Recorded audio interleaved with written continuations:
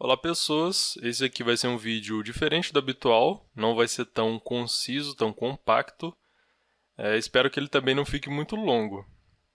Por que eu estou fazendo isso? Porque eu estou sem tempo para fazer vídeos e tudo mais, trabalhando no site e no podcast também.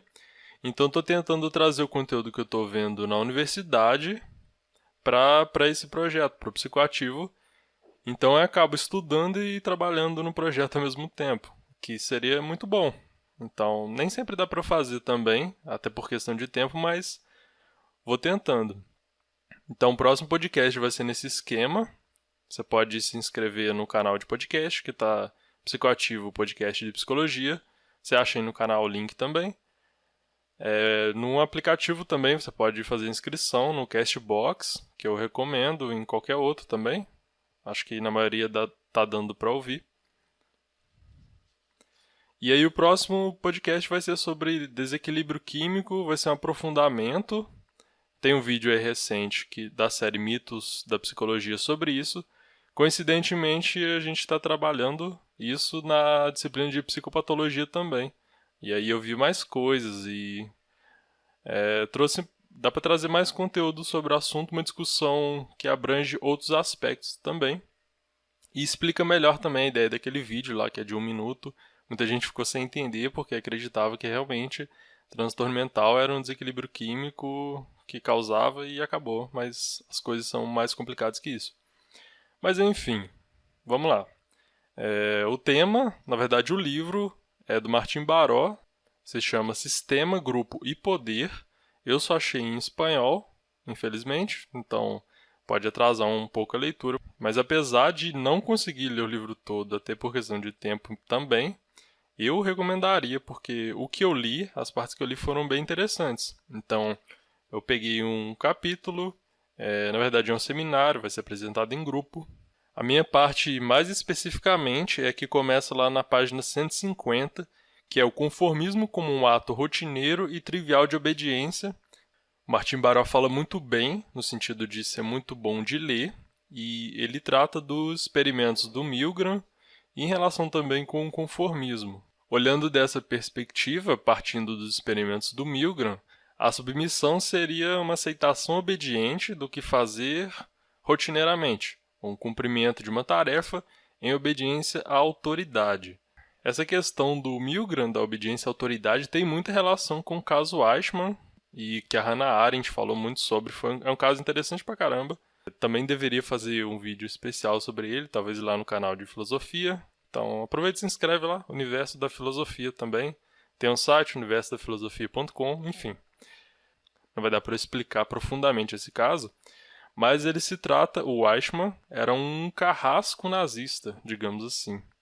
Então ele mandava milhares de judeus para o campo de extermínio e, enfim. Só que a Hannah Arendt, que foi uma filósofa, inclusive judia, ela de certa forma, não que ela defendia, mas ela falava do comportamento do Eichmann de uma perspectiva de que ele não era um monstro, simplesmente. Não era simplesmente, o cara é um demônio, um cara malvado pra caralho, não era assim.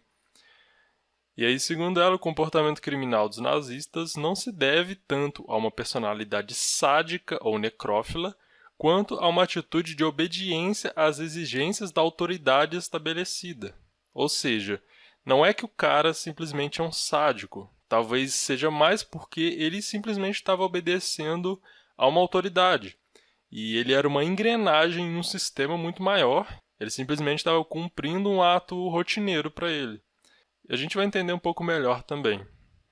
A solução final pode ser para muitos um simples cumprimento de seu dever, aceitação conformista da tarefa requerida, a realização de uma rotina cotidiana que não supõe uma tomada de decisões nem um envolvimento pessoal. Então é interessante a gente já pensar no aspecto psicológico mesmo, no aspecto de um aparelho mental, de como funciona a mente, vamos dizer assim, e não simplesmente avaliar de um ponto de vista moral, porque se a gente for avaliar de um ponto de vista moral, isso vai ser muito complicado, a gente vai colocar uma barreira e a gente não vai conseguir entender isso muito bem. Então, os experimentos do Stanley Milgram na década de 70, A partir disso, a gente poderia dizer que um marco institucional legitimamente estabelecido pode propiciar condutas inaceitáveis, incluindo para a consciência da pessoa que as executa. A pessoa pode ter consciência de que aquilo que ela está fazendo é inaceitável, mas, sob a autoridade, isso pode ter uma certa diferença até na consciência dela. Ela se sentiria menos culpada. Então, tem um amparo do conformismo ou obediência à autoridade. A tese de Milgram é a seguinte: na nossa sociedade, quando as pessoas se encontram em um sistema social ante uma autoridade reconhecida, tendem à obediência, ainda que lhes ordene ser eticamente repudiável. Então, uma pessoa pode ser eticamente repudiável sob os comandos de uma autoridade, e sendo que o comportamento dela, se não tivesse nessa situação, seria diferente. O exercício da autoridade sem outros mecanismos de poder pode provocar comportamentos conformistas contrários à consciência moral das pessoas. Eu iria usar a setinha do mouse para a gente acompanhar, mas ela está meio esquisita. Mas enfim, vamos ver. O que significa é o seguinte: o exercício da autoridade por si só, sem outros mecanismos, que podem ser diversos, pode provocar comportamentos conformistas contrários à consciência moral das pessoas. E a gente vai ver como funcionaram os experimentos do Milgram. Então isso é uma foto muito famosa. Na verdade, o experimento do Milgram é muito famoso.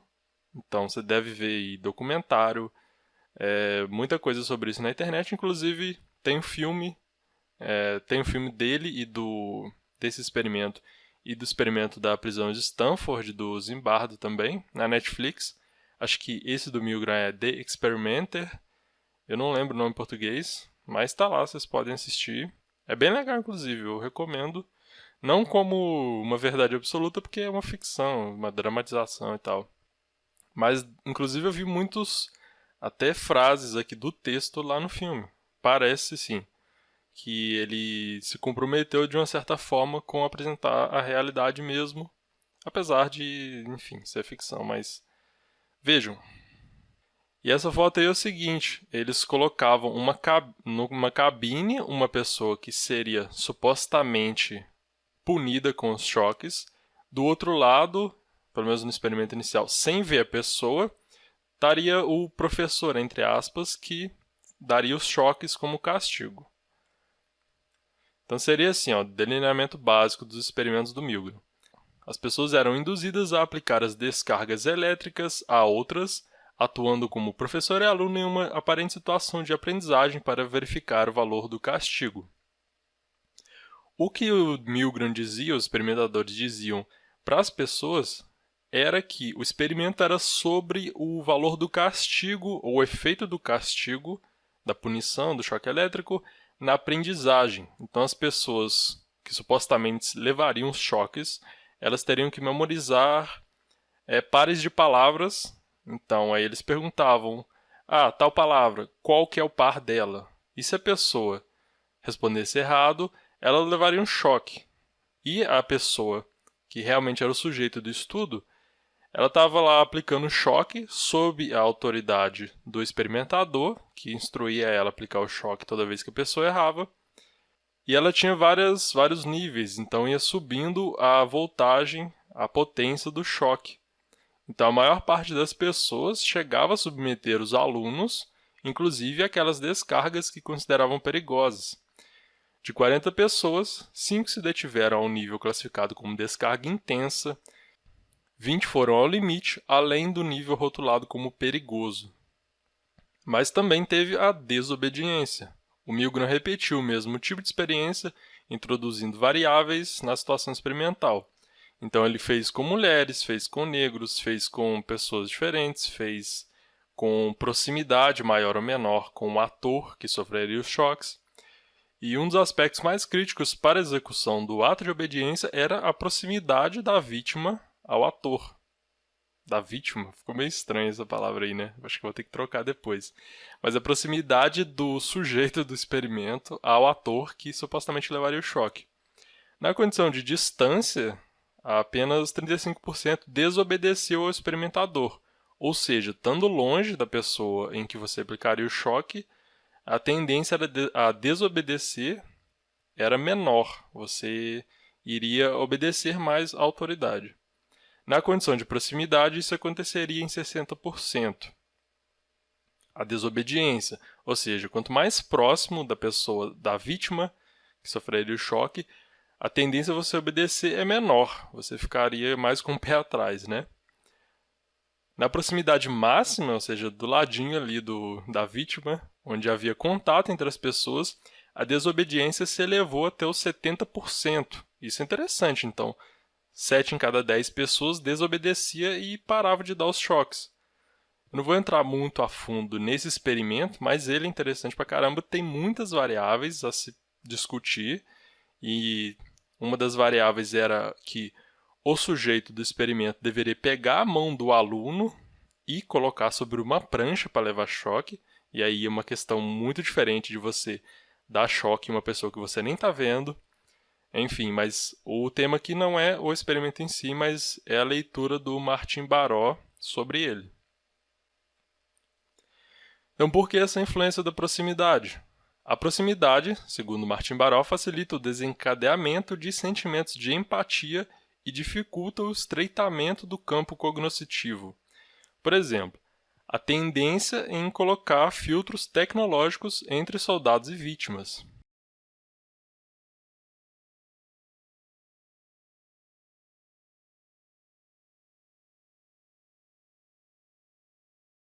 Aí tem o piloto de bombardeio, que tem que se concentrar no painel de comandos lá do aparelho e nas comunicações com a base, e assim ele não sente o impacto das suas bombas no corpo das pessoas.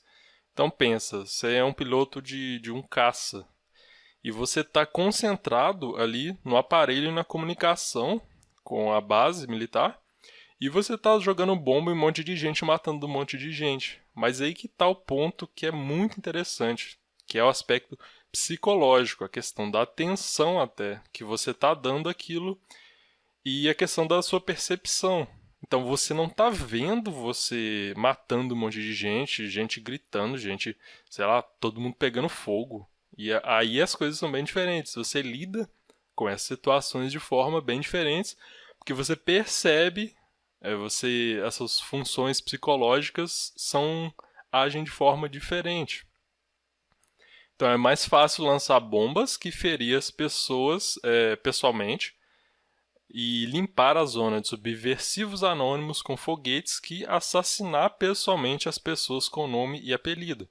Então, pensando do ponto de vista psicológico, é muito diferente você apertar botões e nem ver as pessoas que você está matando, do que você ir lá e, sei lá, atirar nas pessoas, esfaquear as pessoas. Isso é interessante demais. Não sei se vocês têm a mesma empolgação com isso que eu, mas eu realmente acho isso foda demais. Vamos em frente. E aí foi um exemplo que eu coloquei de fora para explicar um pouco esse ponto. Esse experimento aí não está no texto, mas ele é legal para vocês se aprofundarem também. É outro experimento que tem muitas variações, enfim. Esse é o dilema do bonde, que é um dilema ético. Só que aqui tem um vídeo sobre ele aí, que é sobre o julgamento, digamos assim, psicológico de pessoas sobre outras, dependendo da decisão que essas outras fazem a respeito desse dilema. Procure aí no canal também, que você vai ver lá no site, tem coisa lá, bota dilema do bonde ou dilema do trem. Mas aqui a gente vai ficar com uma leitura da psicologia evolucionista do Joshua Green, e ele tem alguns artigos falando sobre isso, são bem interessantes. Numa das situações era a seguinte: um trem vai atingir 5 pessoas que trabalham desprevenidas sobre a linha do trem. Só que você pode salvar essas pessoas se você puxar uma alavanca, e aí o trem vai mudar de direção e vai matar uma pessoa só. Então, vocês estão vendo aqui, ó. Tô esquecendo de usar o mouse. O trem vem normalmente para cá, ó, matar os 5 caras aqui. Você vai mudar a direção, você pode, né, com essa alavanca, e vem para cá, mata só uma. Então, você mudaria o trajeto, só vão dar 5 pessoas e matando uma. Numa pesquisa da Time, da revista Time, 97% das pessoas mudariam o trajeto do trem para salvar 5 e matar uma. Então é uma coisa bem utilitarista mesmo. E, enfim. Aí na segunda situação é a seguinte: se você empurrar um homem na linha, no exemplo aqui que eu estou citando, é um homem com uma mochila muito grande, então ele serviria como um objeto possível de parar o trem, uma barreira, né? Então se você empurrar esse homem na linha, o trem vai parar salvando 5 pessoas. E aí a mesma pesquisa da Time é a seguinte: você empurraria o homem da mochila para a linha? Só 25% das pessoas empurraria, 75% não empurraria. Então mudou totalmente. Olha que interessante. O efeito é o mesmo, é você matar uma pessoa e salvar 5, mas os resultados são totalmente diferentes. E essa questão psicológica muito interessante, que a questão não é o efeito prático na vida, no mundo, mas é como você lida, como você pensa, como você percebe esse tipo de ato. Então, deixa eu ver o próximo slide se eu explico. Não. Então, tem outra variável, outra variação desse experimento, que inclusive, essa ilustração reflete bem, que é se você empurraria um homem gordo. Foi interessante que eles observaram que mais pessoas empurrariam um homem gordo do que um homem magro. Então, aí você pode abrir discussões várias sobre preconceito e tal, mas é um experimento muito interessante para você discutir, tem outras variações, mas eu vou tentar explicar, não me demorar na explicação, que é a seguinte: segundo o Greene, a ideia evolucionista é de que nossos cérebros foram formados durante a evolução de milhares de anos e não era bom para as pessoas que matavam o pessoal. Então, sei lá, se você jogasse uma pessoa lá na frente de um tigre, não sei, suponha. Você joga a pessoa na frente de um tigre. Socialmente isso é muito ruim, porque você vai ser visto como uma pessoa que não é uma boa pessoa para se conviver. Então, o ser humano tem um aspecto muito social, você teria mais probabilidade de morrer e não passar seus genes para frente. Então, a seleção natural, segundo essa ótica, privilegiaria pessoas que não matam as outras diretamente, não jogam alguém na frente de um trem. Um trem não, mas de um, sei lá, um animal feroz. Não joga alguém na frente, em cima de um penhasco. E é superficial, tá? Vocês se aprofundem na questão aí se vocês quiserem entender melhor, porque para não me estender muito eu tô encurtando a história.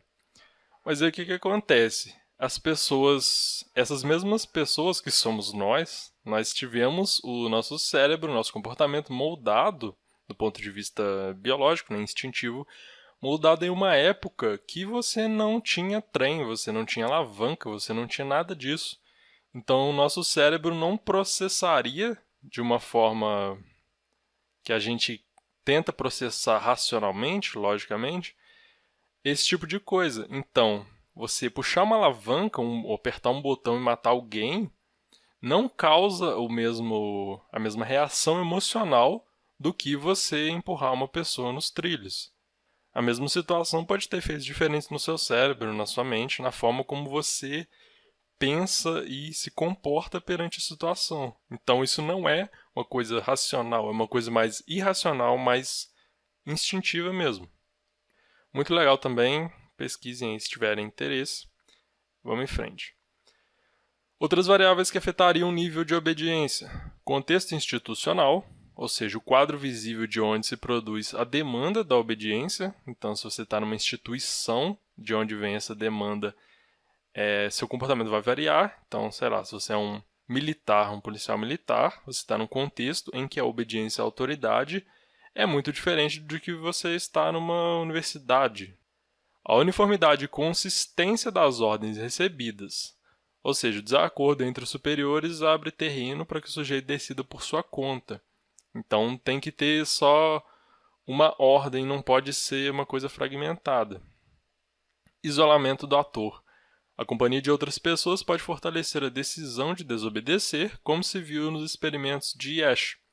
São outros experimentos clássicos também do Solomon Asch, em psicologia social, então está na maioria dos livros de psicologia. E aí é interessante que você pode ser Maria vai com as outras também na desobediência. Você pode ter um conformismo na obediência, mas também pode ter na desobediência. Esses experimentos sobre o conformismo são bem interessantes e muito replicados. Então, você vai achar vídeo aí do experimento lá no consultório do dentista, sei lá, que uma pessoa está sentada, mas toca um sino, todo mundo levanta, e aí todo mundo fica levantando. E essa pessoa não vê sentido nenhum, só que ela começa a levantar também.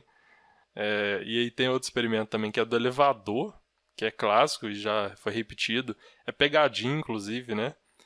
Então todo mundo entra num elevador e fica de cara para a parte traseira do elevador e não para a porta. Então todo mundo fica de costas para a porta, menos o sujeito experimental que fica de frente. Só que com o tempo ele vai virando também para ficar de costas para a porta, simplesmente porque todo mundo está fazendo isso. Inclusive tem um trecho desse vídeo no vídeo que eu fiz sobre o efeito manada. Procurem aí também. Se eu lembrar, eu posto o link de tudo aí na descrição, mas talvez eu não lembre. Qualquer coisa, comentem aí me pedindo que eu coloco. Então, segundo Milgram, os seres humanos têm um potencial inato para a obediência. Ele fala até que seria um mecanismo de adaptação, mas ele não explica muito bem, então eu não vou me aprofundar nesse ponto. A essência da obediência consiste no fato de que uma pessoa venha considerar-se como um instrumento que executa os desejos de outra pessoa e que por si mesma não tem responsabilidade por seus atos. Inclusive, acho que para a apresentação eu vou botar em negrita aqui, ó, instrumento. Então, é uma parte importante. A pessoa, às vezes, julga que ela é simplesmente um instrumento, ela não é alguém que decide. E ela tira a responsabilidade de si. É um fator central também nessa análise. A gente tem um caso também, um exemplo, que está no texto do cara que chama Bruno, e ele tem um procedimento mecânico e rígido. O que mais chama atenção nele é a indiferença aparentemente total com o aprendiz. Ele não parece receber alegria alguma do ato em si, unicamente uma tranquila satisfação por cumprir de maneira exata com a sua tarefa. Isso também é um trecho do Milgram, eu esqueci de referenciar. Então esse cara era um exemplo de alguém muito obediente. Ele simplesmente fazia o trabalho dele e não pensava ou não agia muito emocionalmente. Ele era muito indiferente. Muita gente agia com, e acho que é importante eu falar disso antes que eu esqueça, não vamos simplificar e dizer que, nossa, todo mundo vira uma marionete frente à autoridade. Não é isso. Muita gente entrava em um conflito muito profundo e ela ficava desesperada, ela não queria fazer aquilo, mas a obediência à autoridade prevalecia sobre a resistência dela. Então, não é tão simples também de a gente só virar marionete. Mas a questão é dar o devido valor ao fator de obediência à autoridade que o Milgram explicitou muito bem nos experimentos dele. Esse cara, que era um indiferente total, ele foi perguntado, o Milgram fazia entrevistas depois, né? E perguntava, você acha que tinha outro objetivo esse experimento? E ele simplesmente parece que ignorou a pergunta e falou, se o cara tivesse feito melhor, entendido melhor, ele podia ter passado sem castigo. No entender dele, era o aluno que tinha provocado o próprio castigo. Ele tentou justificar aquilo e meio que fugiu da pergunta e de ser o sujeito do estudo. Um conceito importante do Milgram é o estado de agente.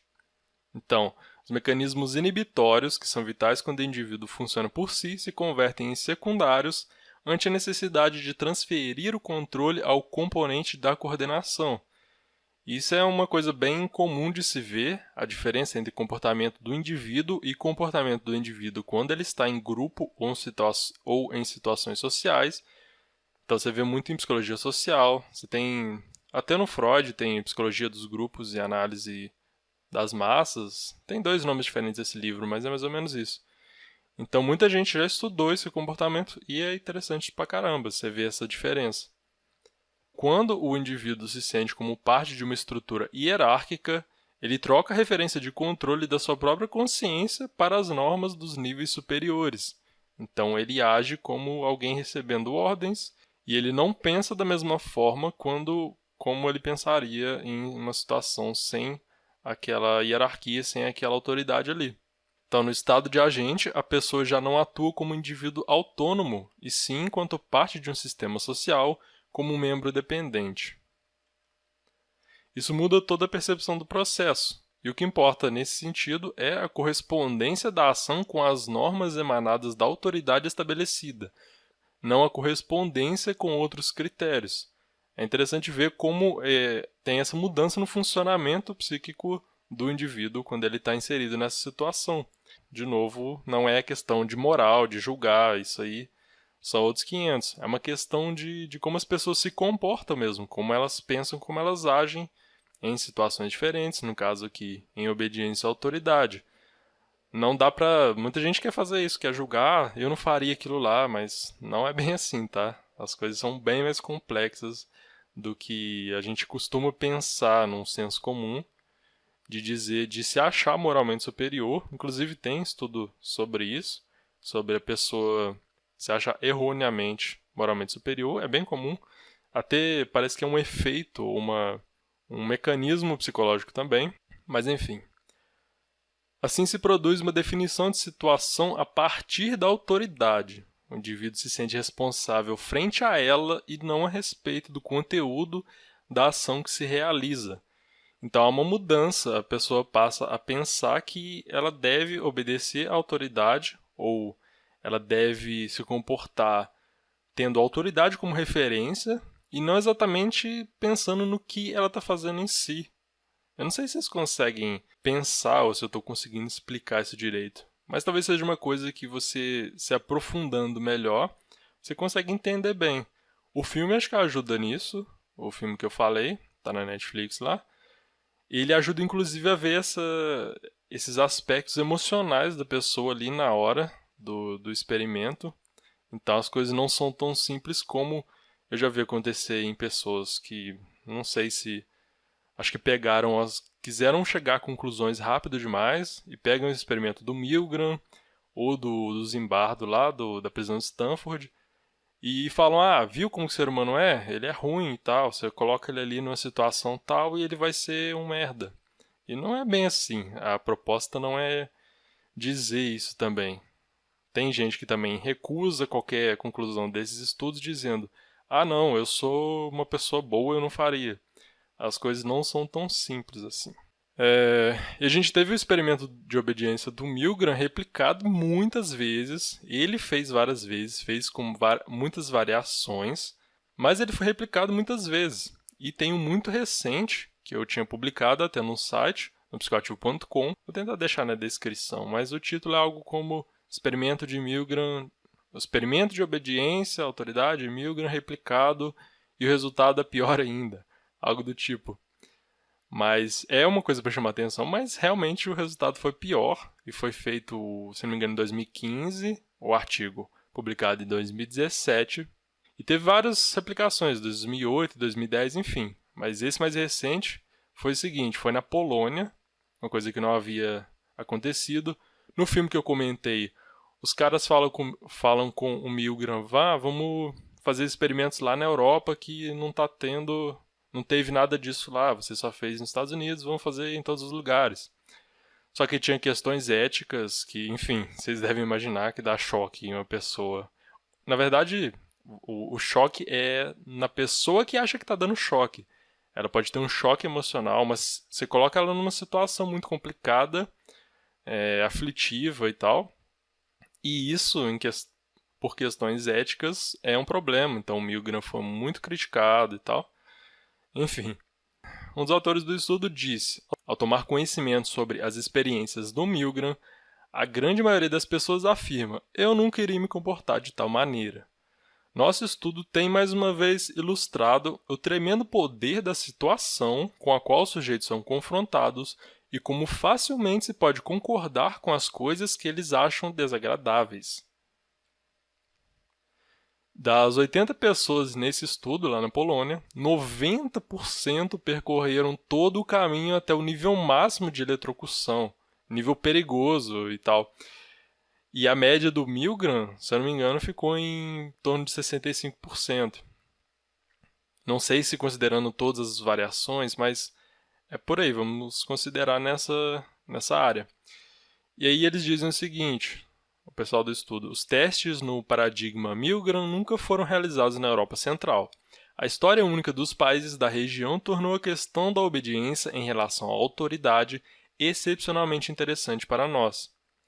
Meio século após a pesquisa original de Milgram, eu estou aqui apontando com o dedo na tela, como se tivesse alguém vendo. Meio século após a pesquisa original de Milgram, a maioria impressionante de sujeitos ainda está disposta a eletrocutar uma pessoa indefesa. Durmo com essa. Socialização e obediência. Agora a gente volta para o Martin Baró e ele fazendo uma análise dos experimentos do Milgram. Na verdade, é uma análise crítica do Martin Baró. Então se mistura o que é do Milgram, as conclusões que se tiraram dos experimentos dele, mais para frente a gente vai ver o que o Martin Baró coloca como contraponto a isso. O estado de agente tem sido preparado através de um tipo de socialização que enfatiza e reforça a submissão à autoridade legítima. Desde a família até o trabalho, passando pela escola e pela igreja, o indivíduo cresce em meio às estruturas de autoridade que não só transmitem e impõem valores concretos, mas, sobretudo, transmitem a exigência de submeter-se à autoridade. A gênese mesma de nossos ideais morais não pode separar-se da inculcação de uma atitude obediente. Mais ainda, a exigência de obediência é o único elemento consistente que permanece em toda a multiplicidade de preceitos concretos.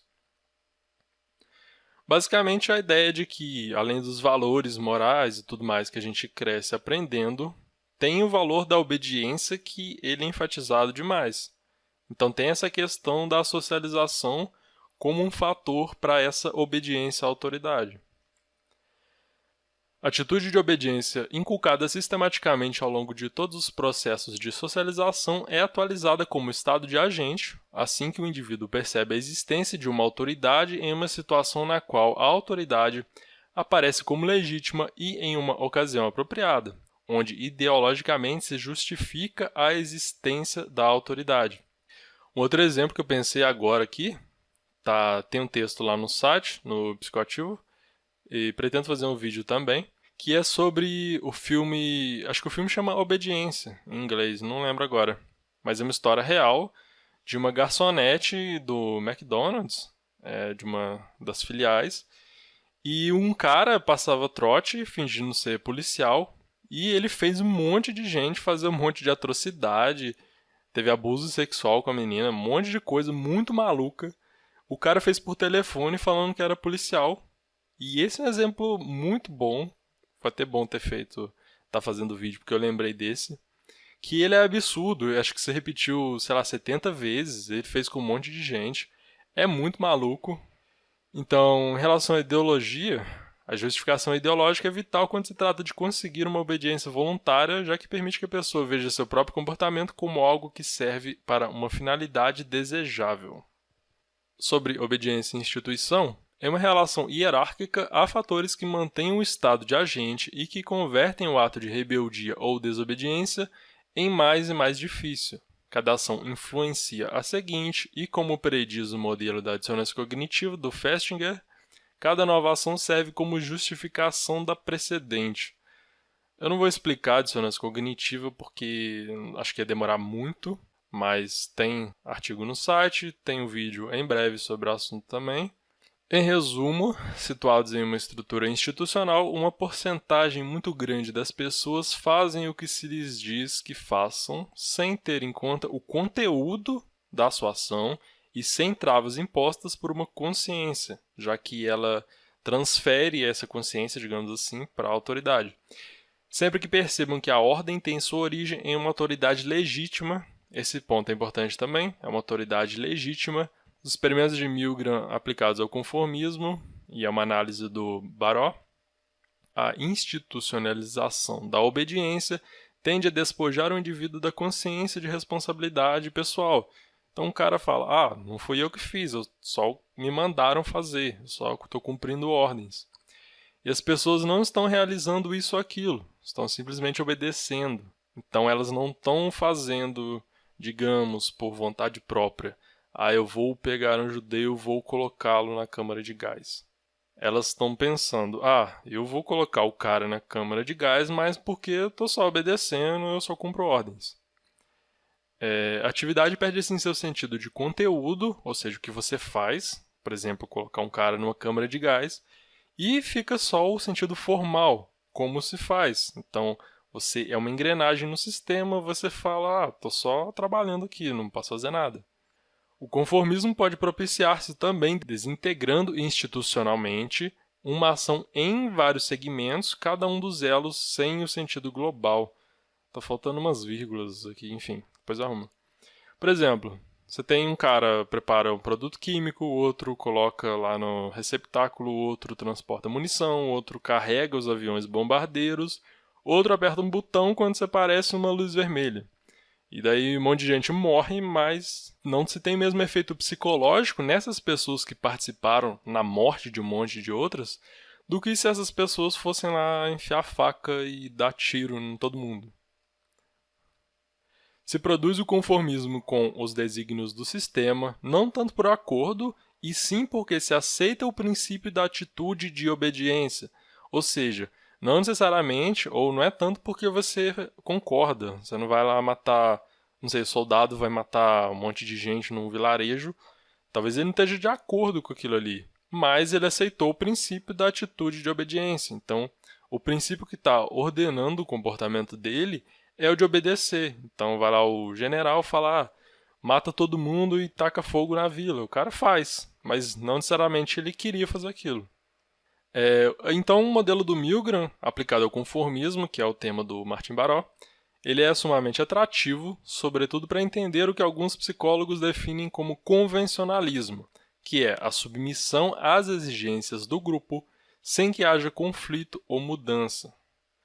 Porém, não dá para tentar aplicar esse modelo a toda forma de conformismo. Como vocês devem lembrar, algumas pessoas rejeitaram a obediência precisamente pelo conteúdo e o sentido dos atos que se exigia. Então, muita não, né? Mas algumas pessoas falaram, não vou fazer porque eu não vou dar choque num cara inocente. Mas mesmo isso deveria ser questionado. O estado de agente pressupõe uma socialização mais ou menos uniforme no interior de uma sociedade harmoniosa ou coerente. Por acaso toda socialização moral reforça o princípio da obediência? Então o que está pondo em dúvida aqui você realmente tem uma coisa homogênea? Você tem alguém que dita as ordens para todo mundo e todo mundo acredita naquilo? É uma coisa tudo igual? Você tem, sei lá, um ditador mundial que fala isso aqui, isso aqui, isso aqui, e todo mundo entende a mesma coisa? Não é muito bem assim, né? As coisas são bem mais complexas. E vamos ver. Tem essa incongruência entre valores e comportamento, entre princípios morais e formas de atuar das pessoas que mostram o desacordo prático com a autoridade e suas normas. Vamos pegar um exemplo simples, que é, sei lá, a igreja. A igreja é um dos pontos citados lá pelo... Não lembro se pelo Milgram ou pelo Baró, mas eu falei um pouco antes. A igreja tem certos preceitos, seja ela qual for também. Ela tem certos preceitos, certas normas, que muita gente acredita, ou a pessoa se coloca como religiosa, frequenta a igreja, mas não exatamente segue aquela cartilha. Então, essa é a coisa mais comum de se ver, e, enfim, não vou entrar no assunto, mas vocês devem ter entendido. A diversidade de grupos e a referência a diversos temas dificulta reconhecer como autoridade quem é no interior de um grupo ou sistema, mas não é em outro sistema. Então, pegando esse exemplo que eu dei agora, acho que ele ajuda a entender por ser simples. Então, você tem a igreja e dentro dela já não é tudo muito certinho. Você tem duas igrejas diferentes. Aí você tem, por exemplo, uma igreja católica e uma igreja evangélica. Então, o padre, ele é uma autoridade na igreja católica, ou papa, sei lá.